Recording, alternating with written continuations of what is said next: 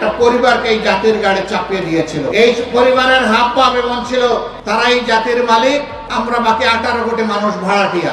বাড়ির যিনি মালিক তিনি বাড়ি ফেলে কোথাও পালায় যান না। স্বৈরাচারী সরকার মানুষের প্রতিবাদের প্রতি সম্মান না দেখিয়ে মানুষের টাকায় কেনা গুলি এবং অস্ত্র তাদের বুকে তাক করে দিয়েছিল।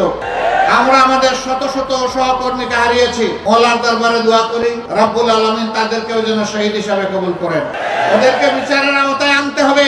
বাংলাদেশের সুরক্ষার জন্য এর কোনো বিকল্প আমরা দেখছি না। এরা বলতো বাংলাদেশে এখন অনাবিল শান্তি বিরাজ করছে।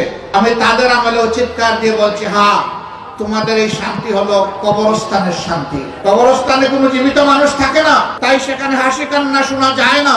আজকে বাংলাদেশকে তোমরা কবরস্থানে পরিণত করেছো। মানুষের মুখের ভাষা তোমরা কেড়ে নিয়েছো। ও দেখা তালা তোমরা মানুষের ঠোঁটে ঝুলিয়ে দিয়েছো। এই জন্য মানুষ হাসতেও পারে না, কাঁদতেও পারে না। এমন একটা অবস্থায় তারা বাংলাদেশকে নিয়ে গিয়েছিল। আমার বন্ধু বলে গিয়েছেন তারা এদেশের জনগণের শাসন কায়েম করেনি, একটি গোষ্ঠী নয় একটা পরিবারকে এই জাতির গাড়ি চাপিয়ে দিয়েছিল। এই পরিবারের হাফ পাপ এবং ছিল তারা এই জাতির মালিক, আমরা বাকি 18 কোটি মানুষ ভাড়াটিয়া।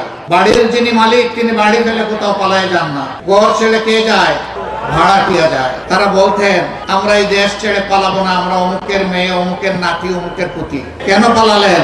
আমরাও তো বলি নাই পালাতে, আমরা তো বলেছিলাম থাকেন এবং দেখেন কি কাজ করেছেন তার পরিণতিটা ভোগ করেন। দলের লোকদেরকেও দুটি কথা বলে গেলেন না, এদেরকে দুঃখের সাগরে ভাসিয়ে আপনি চলে গেলেন। জনগণের খবরটা আপনি ভুলেই গেছেন বহু আগে।